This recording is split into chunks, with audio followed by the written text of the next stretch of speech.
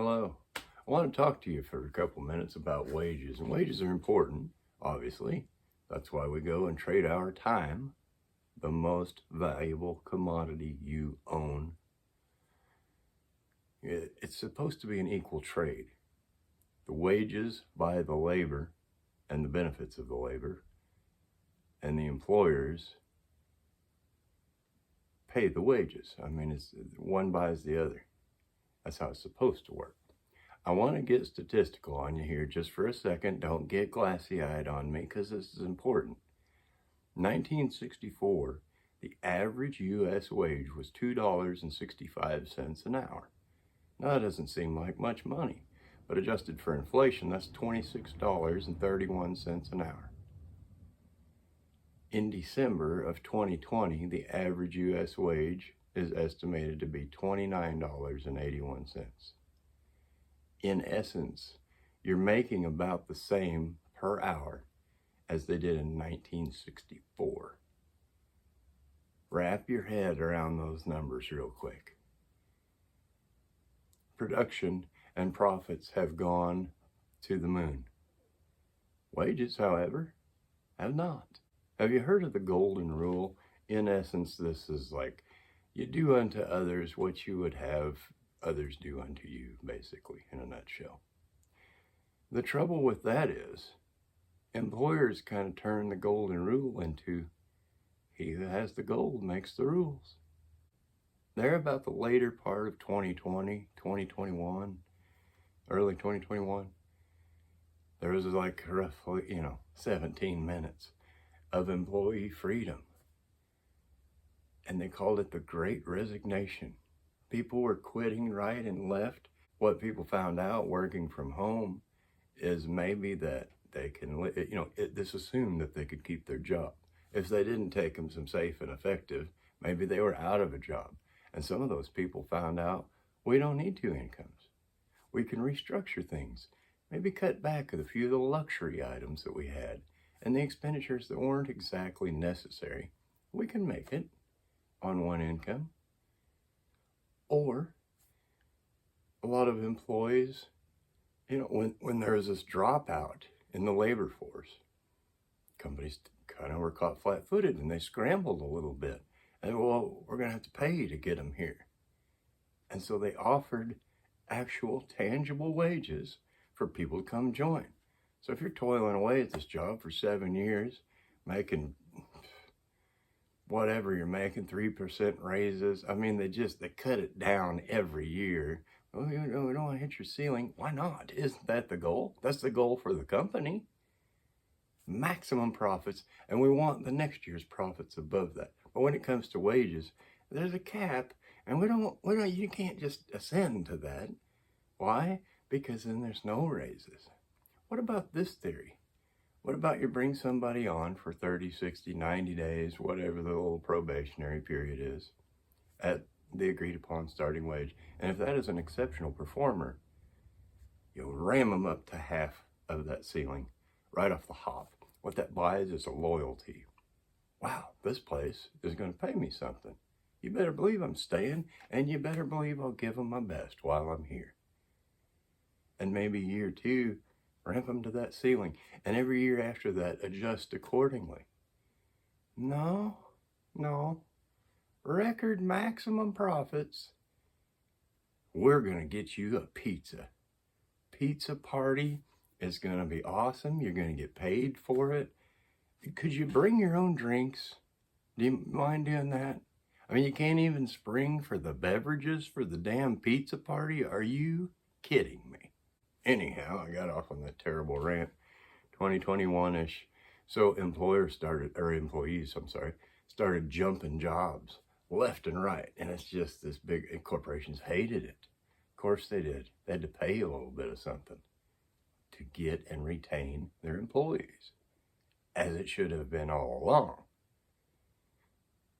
The Great Resignation. What are we going to do? Further compounding this is the advent of work from home. Oh, everybody's scared of getting a cough. Better stay home. And a lot of employees and employers found out they can do this job just fine at home. And now employers have a problem with that. And this one guy I met explained to me, yeah, they don't want to work anymore. They're, at home goofing around. Maybe. It depends on your job. What's more likely is the employers have a vested interest in commercial real estate.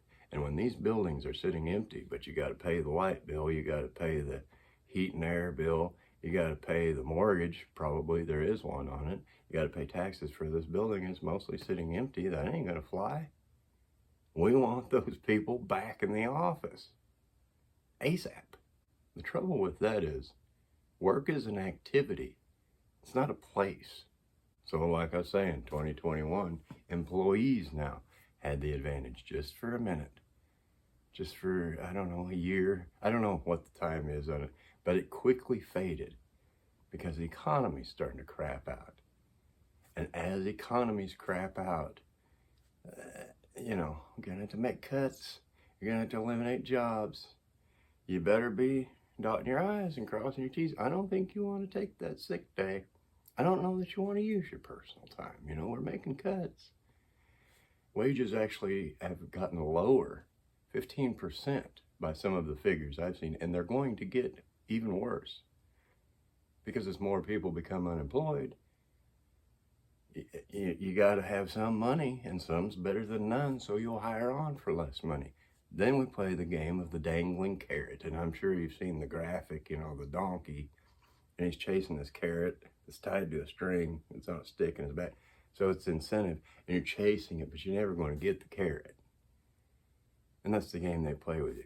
Oh yeah, come on board. Do a good job. Let's see what you're made of. If you everything you say in the interview, they don't exactly say this, but that's what they're saying. You do what you say you can do and do a good job out there. We're going to take care of you. Are you? 3% raises? Back 2008, 2009, somewhere in there, I worked for Wally World. I don't know if I can say the actual name or not. You know who I'm talking about. And they brought us in for the yearly evaluation, brought me in and said, well, we can't give the 6% raises. The max was 7, and nobody got 7 because nobody's perfect. Okay, all right. But I always got 6% raises, always. And they explained it to me, the economy is on shaky grounds, and it was.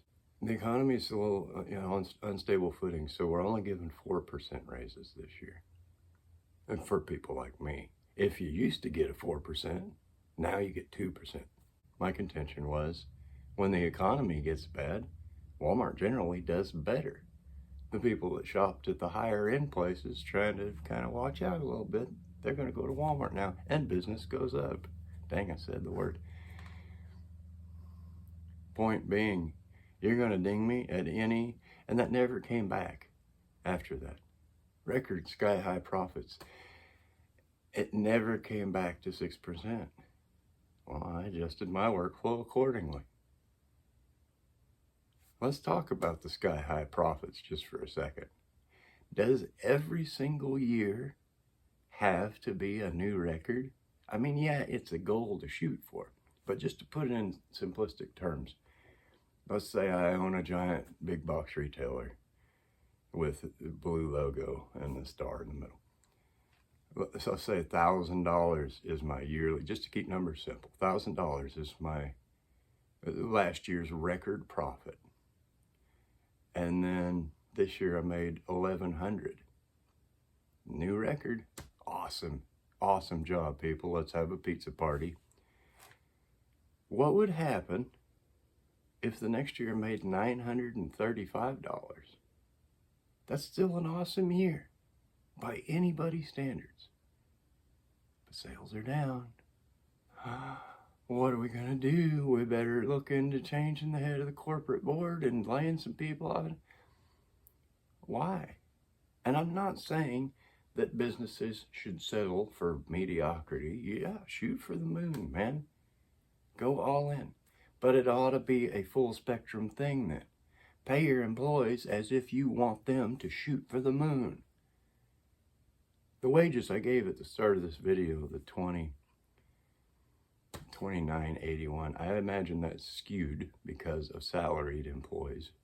most people were hourly employees in 1964.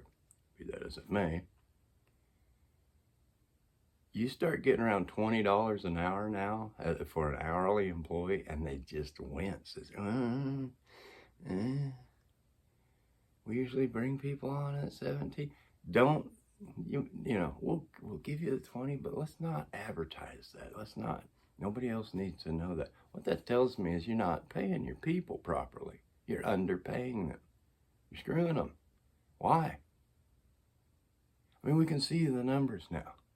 If you're a publicly traded company, if you're an employee of a company, they generally, most of them, share the numbers.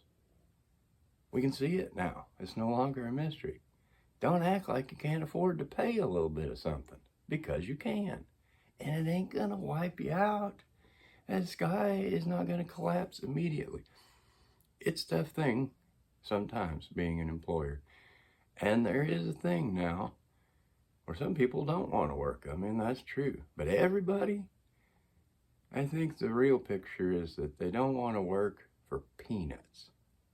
And when you take away the motivation, when the average cost of a house is like $400 and something thousand in the U.S., you ain't gonna ever get there making $16 an hour, or 18, or 19. You can't afford it. The average car payment, I think now, is $700 and something a month. You can't afford that. Not making freaking $18.50 an hour or whatever peanuts.